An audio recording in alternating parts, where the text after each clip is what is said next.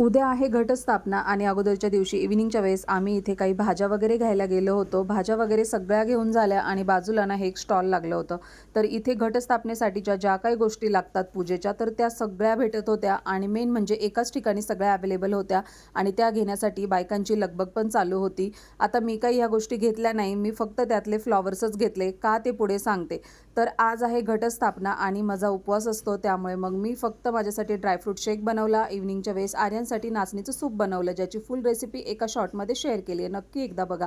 दिवाबत्तीची वेळ झाली होती, त्यामुळे दिवा वगैरे लावून घेतला आणि पूजेचं सामान मी का नाही घेतलं, फ्लॉवर्सच घेतले। तर मी घट बसवत नाही, घट आई बसवतात आणि त्यांनीच हा व्हिडिओ माझ्यासोबत शेअर केलाय, सो म्हटलं चला तुमच्यासोबत पण शेअर करूया।